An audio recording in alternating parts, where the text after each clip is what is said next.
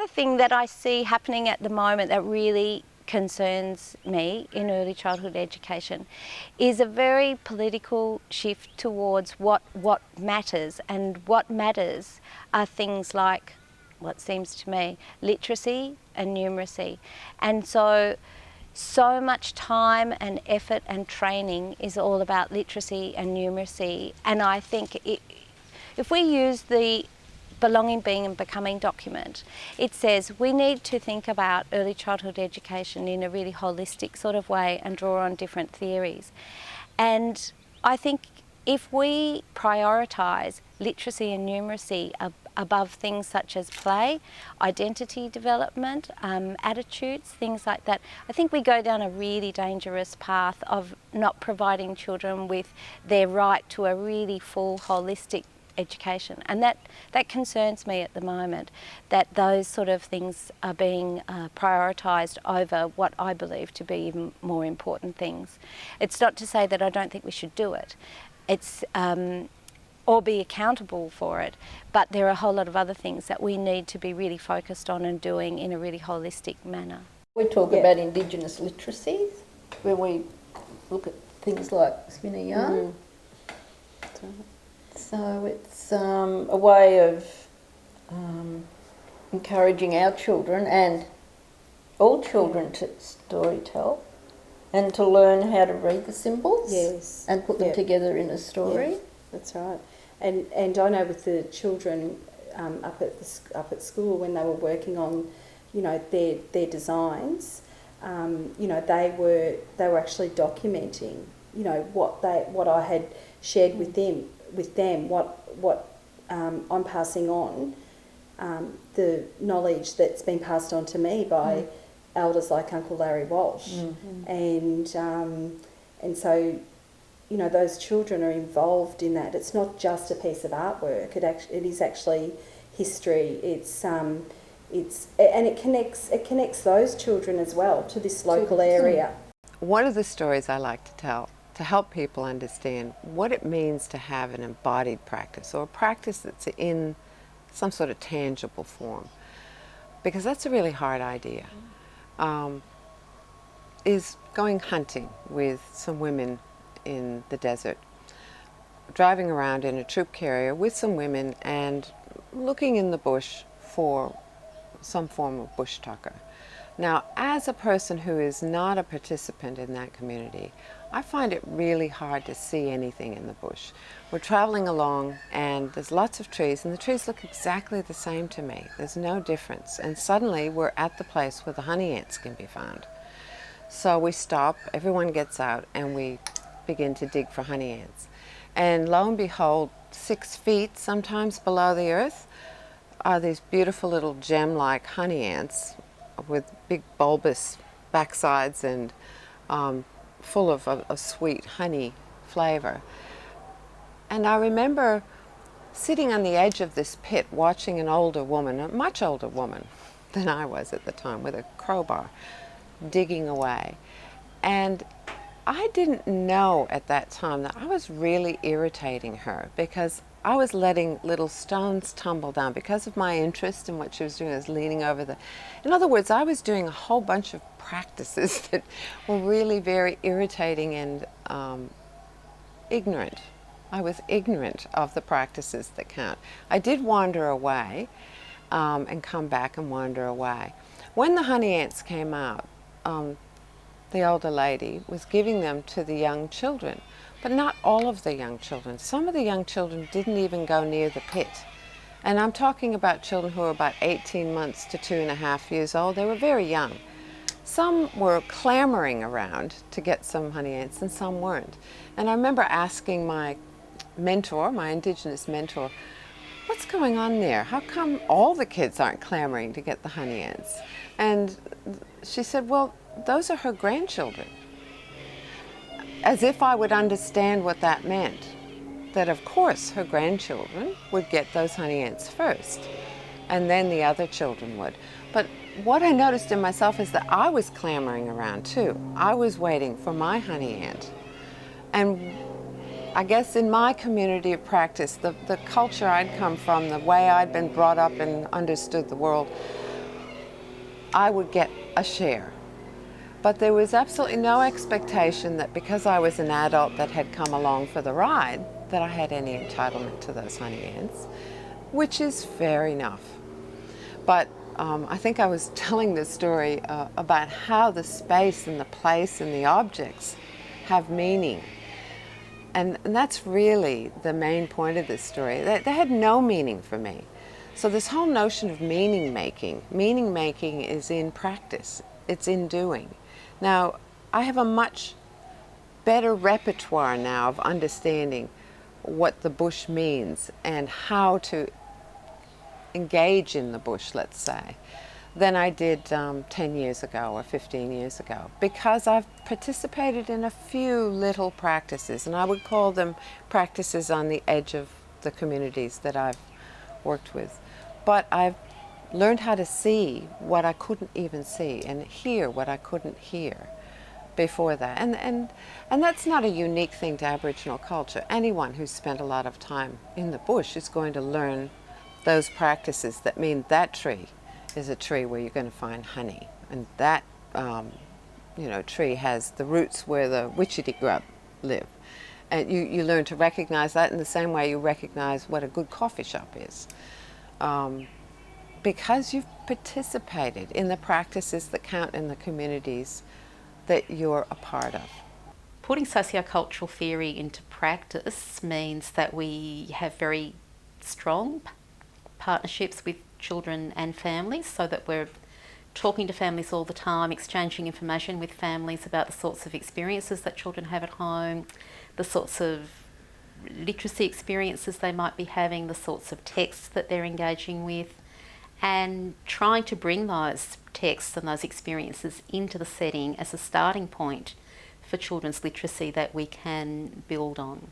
It means talking to children as well about what they're interested in, what they're passionate about, what they would like to engage in the centre curriculum, so that curriculum becomes something that's negotiated with and across children, families and educators, so it's very flexible and responsive to children's interests. And rather than banning particular artefacts or not being comfortable with particular types of experiences, I've found that it's much more productive to actually bring those experiences and those artefacts into the setting and to work with them. So, for example, a setting that was not comfortable with using popular culture because of concerns about consumerism and gender stereotypes and violence, found that even though they banned popular culture, the children smuggled it in their backpacks and under their hats and in their pockets, and there was a whole lot of black market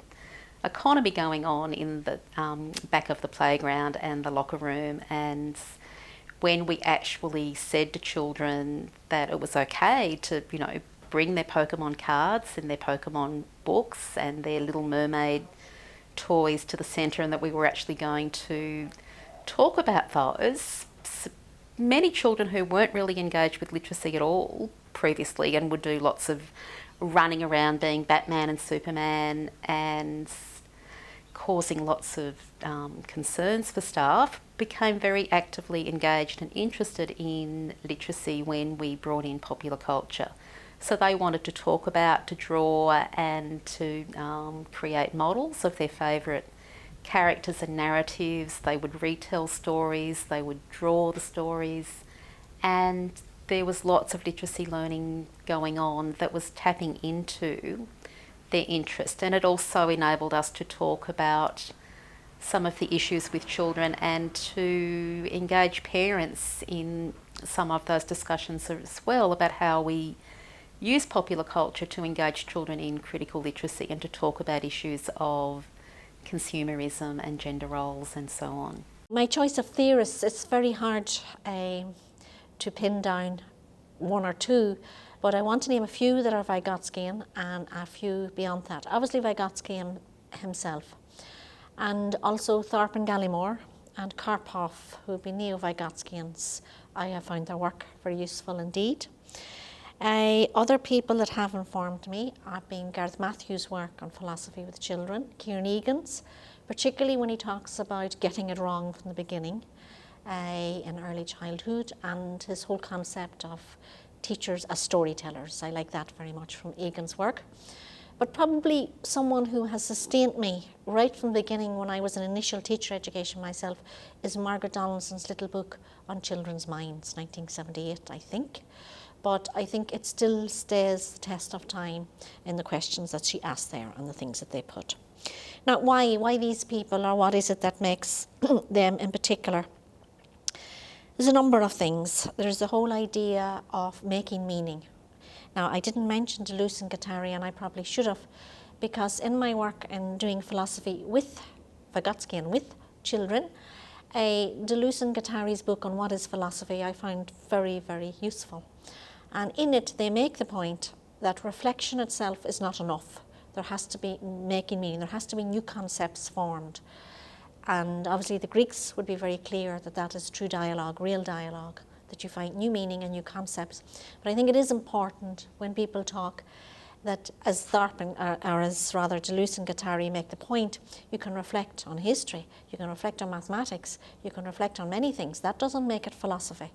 So I know it's a big question, and they themselves will say there's no one answer, but I do think, and where I will tie that into is you have to go for depth. And this is one of the reasons why it appeals to me. Because what these people all have done for me, they've made me look at what do we actually mean by dialogical teaching or democratic teaching in a classroom, and where are children's voices in real terms, as in their own thoughts, their own making meaning, and their opportunity to share it with other children to make new meaning. So in that sense, how teachers can become Socratic teachers is important to me. Well, in a Socratic teacher, and this will go back to Tharp and Gallimore, where they have a whole section on the whole role of questions and what questions are, and questions that control, questions that inquire. But the main point they make in Arousing Minds to Life is, well, not the main point, but in this particular piece, what they talk about is how the role of a question is turned completely in the classroom, and only in the classroom, where those with the knowledge ask questions of those without the knowledge, whereas in fact a question is asked by people who want to inquire and don't know something, and they ask people who have that information about the bus or the aeroplane or whatever. So in that sense, they raise that, I think, very effectively. Now, I'm not removing questions from the classroom, rather asking that children's questions will also have a place. And I think as children go up through either early years or primary education, they ask less questions when really they should be asking more and more and more. Should be a good indication of a good education system is that by the end of it, children are asking many more questions than they came into the system with. Of each other and of their teachers and of their curriculum. So in that sense, that is one of the central themes of certainly a lot of neo-Vygotskians, and that a Socratic teacher, rather than giving the right answer, which we have to in some ways, we have to encourage facts, but within that to keep alive, and rather than closing down questions very quickly with the right answer, to open them up, to encourage inquiry, to encourage wonder and curiosity, because that openness to learning is what will sustain good learners for all of their lives, not just to end and get through their exams or whatever else. But it will also do that for them. And the thing is, it doesn't have to be one or the other. So in that sense, Socratic teaching is to become like Socrates, not maybe as rigorous as he was with some of his students, but at least to say, okay, well, let's look at this, and to walk with them, to question with them. What is really interesting to me when I have conversations with colleagues around Aboriginal families, multicultural families, but particularly Aboriginal families, I can almost substitute the word, which I don't like, disadvantaged families, so that I work with, into those conversations. There are specific differences, and I fully understand that. I'm so interested in the notion of what we call marginalised and disadvantaged families, what we understand by learning, which is so often a very white, middle class, mainstream model and understanding of learning. My absolute long-term outcome would be to be able, through the work that I've been doing with families and the learning I've done from families, to be able to get schools particularly to re-understand what is valued in learning, what children bring, what families bring, and that is every bit as valid as the kinds of things that we consider to be really important. So that who a child is, their identity, their understanding, their cultural understanding, and I mean that in the broadest sense, is far more important than if they can write their name, or if their parent remembers to wrap their lunch up in the right way, or send the right kind of food, or remember to do the right kind of thing. And part of that is about educators at all levels, again, moving that centrality away from themselves, that families are not there to support the educator's needs. Educators are there to add to the family, add to the child's life. We're not the child's whole life, neither we should be. We are part of the child's life, and we need to remember that families have a whole lot of other things that are important to them. When I talk to parents about what they want for their children in 20 years' time, and these are disadvantaged, marginalised, low educated families, so I can put them in all those boxes, they never say, I want my child to be rich and famous. They always say, I want my child to be connected to family. I want my child to be happy. I want my child to have the kind of job that gives them satisfaction. I want my child to have relationships with people that really matter. These are the things that really, really matter. Now, they understand that the pathways to some of those things will be formal learning. You know, you're going to get a job that you really love, most likely, if you have a strong formal learning, if you're literate, if you're numerate, if you're all of those kinds of things. But the things that really matter are not things you learn in school. School is one part of children's lives. It's not the be-all and end-all. That's really a critical thing for us as educators to remember. It might be our passion, but it's not everything to everybody. So, you know, when I'm talking about my worldview, it's located in, you know, my own Indigenous theorising and philosophising. A really kind of key component around Māori worldview is that, you know, it is an interconnected world, that the relationships that we honour are between people, creatures, land, the trees, the environment, water, rivers, that those relationships are fundamental. Let's take out that word fundamental, pivotal to the way that one responds, acts, moves within the world. And I think the key thing is about interconnectedness, that we are connected to all things, and that means to all peoples. So I think that's kind of sits beneath my thinking around philosophy.